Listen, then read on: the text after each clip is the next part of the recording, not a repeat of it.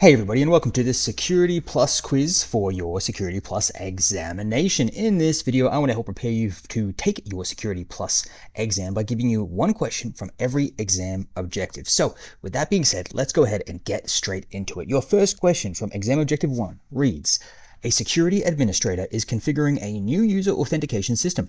When a user creates an account, the system generates a unique random string of characters and stores it alongside the user's password hash in the database. This unique string is used as an additional input into the hashing function, ensuring that two users with the same password will have completely different stored hashes and preventing the use of pre-computed rainbow tables for cracking.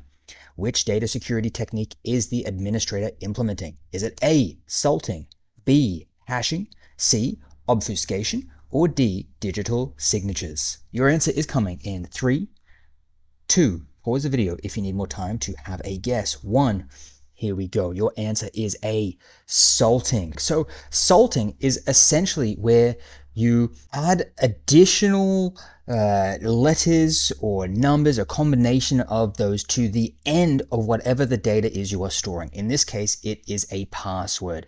The reason we do that is because by adding that particular random numbers or letters to the end of that information, you are going to create a different hash. Now, I'm not going to go over exactly what a hash is now.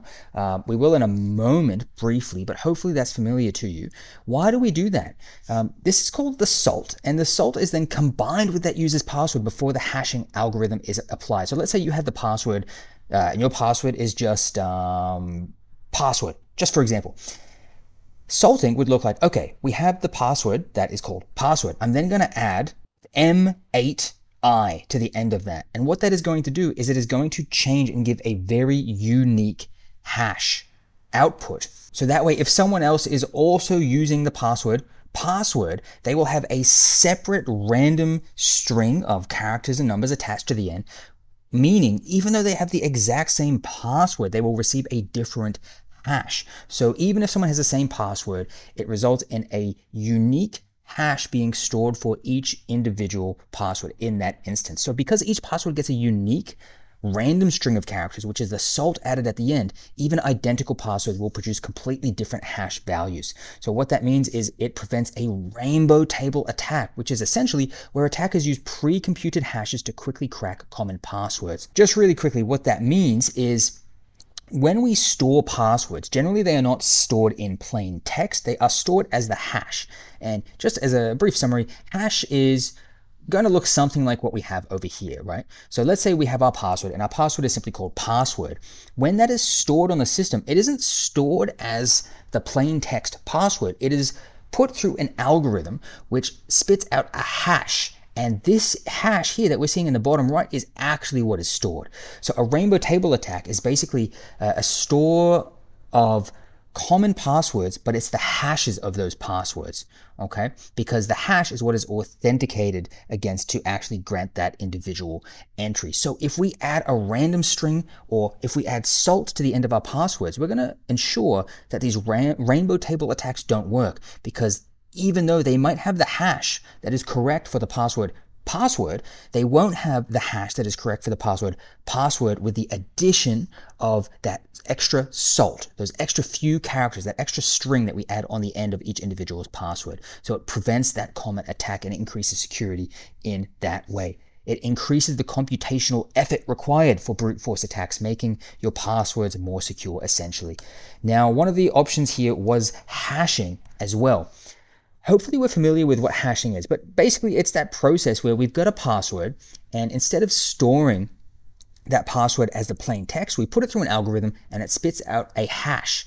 And this is what is authenticated against. We kind of just went through that, right? So if you put in the password, best password, the system is going to say, okay, best password, what is the hash of best password? This is the hash of best password.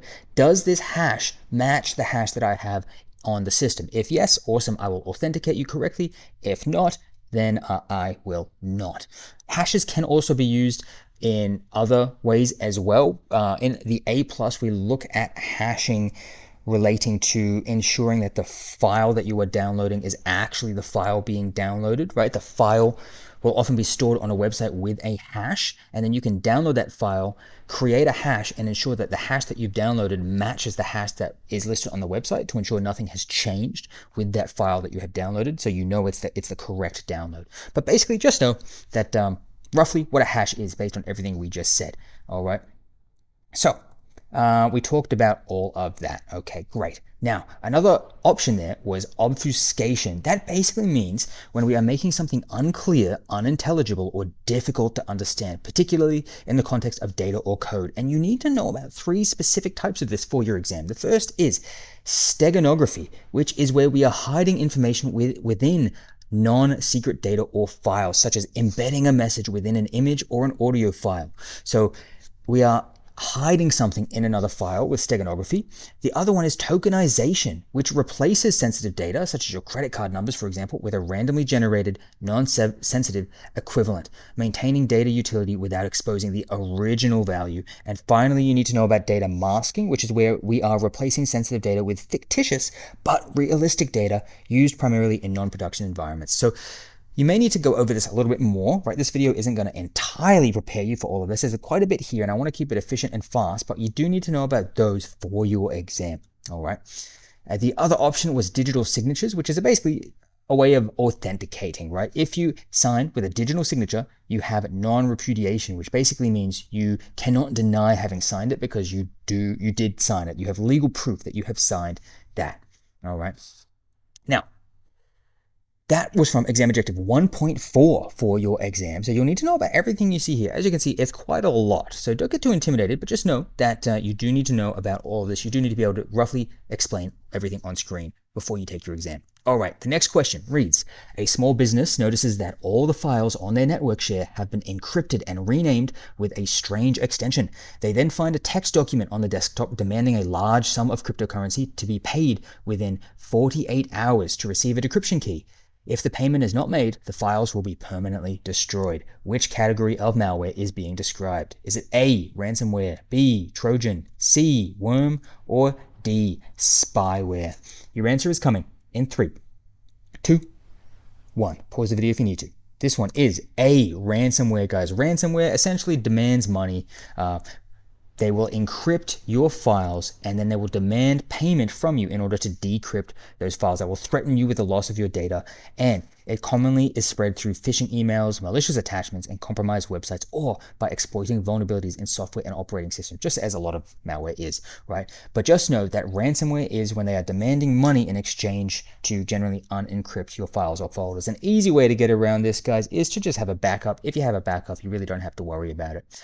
All right, the other options there was a Trojan. A Trojan is essentially just like a Trojan horse, right? It looks like a good program, but it actually isn't. It requires the user to download and initiate the execution. Why do they do that? Because they think it is a good program, and they don't find out it isn't until it's too late. So there is a hidden malicious payload. It is hidden. All right, and it can be a Trojan can do a wide variety of things, right? A Trojan can be hiding ransomware. A Trojan can be hiding spyware. It can be hiding anything. Okay. Another option was worm. A worm is a standalone malware computer program that replicates itself and spreads to other computers, typically across a network. So it doesn't require human interaction. It does self-replication. It propagates itself across the network, and it operates independently. They don't require the person to actually execute it. They can run and spread on their own, right? And again, they can do a wide variety of things once they are there and active. The other option there was spyware. Spyware is covert monitoring. It is monitoring what you do. It is collecting data. It is having a look at what you are doing, what you are searching for, the things you are doing on your device, and it is generally bundled with legitimate software, distributed via malicious websites, or installed through phishing attacks. So you don't necessarily know it's there. It's designed to be stealthy, right? But just know spyware is basically malware that is designed to spy on you without you knowing it's there. All right, that was from exam objective 2.4 about the different types of malware attacks that you can see there. So you will need to know about all of those. Okay, the next question reads, a financial services firm requires a disaster recovery site that will be ready to resume business operations in under 2 hours following a catastrophic failure at the primary data center. This DR site must maintain a full current copy of all production data and already have hardware and networking equipment installed and configured, though it may require staff to physically travel there and plug in user workstations and restore some last-minute services. Which type of site consideration is most important for meeting this specific RTO requirement? A. Hot, B. Cold, C. Warm, or D. Geographic dispersion? Your answer is coming. Pause the video if you need to in 3, 2. Here we go. Your answer's coming up. 1. Let's do it. Your answer is C. A warm site. So what is a warm site? Generally, you have hardware pre-installed and ready to go, but you do need to take some sort of action in order to get this place up and running. So it is generally going to have all the equipment there, but you may need to go and install some software, set up some hardware, move personnel from one place to another place, okay? Once you get there, it's not 100% ready to go. You will need to do some things to get it set up, and that is what was described in the question, okay? Another type of site and an option there is a hot site. Now, an hot site enables for an instant switch over. It is fully operational and ready for immediate activation with minimal downtime, often within minutes. Obviously, it is going to be more expensive because you're having everything up and running at all times, but it also gives you pretty much instantaneous recovery time. So if you need a quick recovery time objective, that's going to be the one for you if you have the money for that. And then another option was a cold site. This is basically minimal infrastructure is there. There's not a lot there. It's going to take a while to get it up and running, but it's a lot cheaper as a result, right? You're going to have to ship all the hardware in. You're going to have to get everything in there, power it up, everything to get it all up and running. But it's going to be a lot lower cost. So it's going to take a lot longer to get up and running, but it's going to be a lot cheaper for you. So depends on your needs there. For your exam, you may be asked to recommend one of these based on the requirements or simply identify which one is being described to you.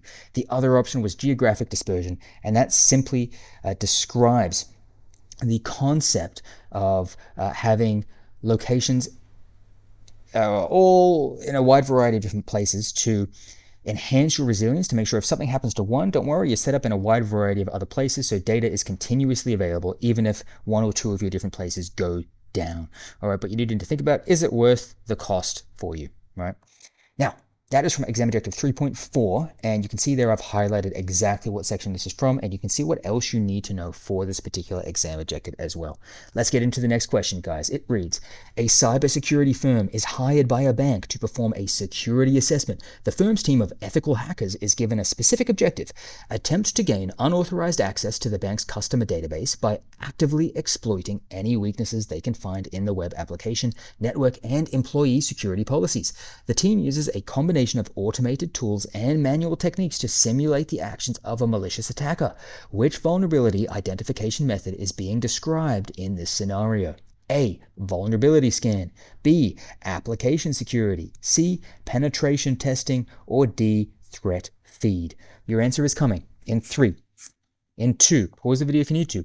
In 1. Here we go. Your answer is C. Penetration testing. So hopefully we got this one right. Basically, penetration testing is a simulated attack. There's a team of individuals who are going to simulate an attack depending on the specific rules of engagements that have been given to them. Okay, it's not just automated scans or vulnerability scans. It's actually people trying to gain access. You've hired people, you've paid them to try to gain access. So that's pretty much it, right? Based on this, they will tend to write up a report on how they got in, so that way the company that has hired them will be able to fix those flaws in their security infrastructure. Another option there was a vulnerability scan. Now, a vulnerability scan is basically an automated scan you can run using a variety of different tools to detect and identify different security weaknesses. So it's an automated process. You kind of just set it up and run and press go. It identifies known weaknesses. So it does depend on known weaknesses. It's not like penetration testing team that might do all this stuff that requires out-of-the-box thinking. It's known weaknesses. It is non-invasive, and it's going to produce a comprehensive report as well. So it's pretty quick and easy to do, but it's not going to be as in-depth and realistic of an attack or assessment as a penetration team, but it's generally not going to be as expensive either. And then you've got application security was another one. So that is the process of protecting software applications from external threats and vulnerabilities, encompassing measures taken throughout the software development cycle to prevent unauthorized access, data breaches, and other forms of cyber attacks that target the application layer. What does that mean? Basically, it's just security that you put in place for your applications, right? So you're focusing on securing applications themselves rather than just the network or infrastructure. You're trying to cover it throughout the entire life cycle Generally, you're going to aim to prevent common application level vulnerabilities, so it'll target specifically SQL injection, cross-site scripting, broken authentication, etc. So this one's more of a broad term, essentially.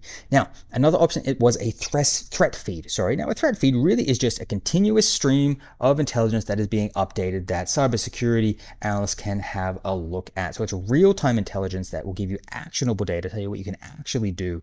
It will have information from a wide range of diverse sources, and it is designed for automated injection security platforms. So security platforms can look at this and automatically block or alert on detected threats without manual intervention there too. So a threat feed is just an automatic feed that can be integrated into your systems that has real-time updates on threats, etc. Okay. Now, this is from exam objective 4.3, and you can see what we had a look at here. Right? Hopefully that gives you a bit of an idea of what you need to know for this exam objective. Let's get to the final question for this video. It reads, an organization has been conducting a full formal review of its Now let's get to the last question for this video. It reads, an organization has been conducting a full formal review of its information assets, threats, and vulnerabilities for the past 3 months. The security team performs this thorough process every year as a major scheduled event to produce a comprehensive report for executive leadership, after which the process is paused until the next fiscal cycle. Which type of risk assessment or activity is being described? A, ad hoc, B, recurring, C, one time, or D, continuous. Now ignore the indents for B there, guys. I've just randomly formatted it like that. It doesn't mean anything. Guess. You have 3 seconds to tell your answer. 3, 2, 1. Pause the video if you need more time. Here we go. It is B, recurring. So because this is happening at a scheduled and regular interval, it is recurring. It's happening at the same time every year. Okay, that's kind of the giveaway for recurring. Really, you can read all this, but what you need to know is recurring is the same time, and it's happening again and again and again at that time. Another option there was ad hoc. Ad hoc is when you've had something happen and you're reacting to that. Okay, so you're assessing your risk after you've already had a breach, for example. It's in response to something. It is event driven. It's triggered by a critical security breach that has happened, and now you're doing a risk assessment after the fact. Very focused scope because it's very focused on actually how did that specific breach happen. Basically, ad hoc, really you just need to know is it's in response to a security event. Another option there was one-time risk assessment. It's kind of in the name. You do it once, right? Fundamentally, that's what you need to know. You do it once, you don't repeat it. Largely, that's honestly all you need to know for that. Pretty simple. And then continuous risk assessment is when you have an ongoing automated process designed to assess your risk on a consistent basis, right? So you're always monitoring. It's automated and integrated into your systems. That's it, right? It's going every day, all the time. It's a consistent process. It's not something that starts and stops. It's always happening. So that came from exam objective 5.2. Hopefully you found that useful, and hopefully you guys found this exam preparation quiz useful for your Security Plus as well. Please, if you did enjoy this video, make sure you give it a like and a comment below, and let me know if you passed your Security Plus after finding this video helpful. That would mean a lot to me. I love hearing success stories from everybody. All right, I'm going to let you guys get back to whatever it is you were doing before watching this video. Have a good one, and good luck with your studies. Bye, guys.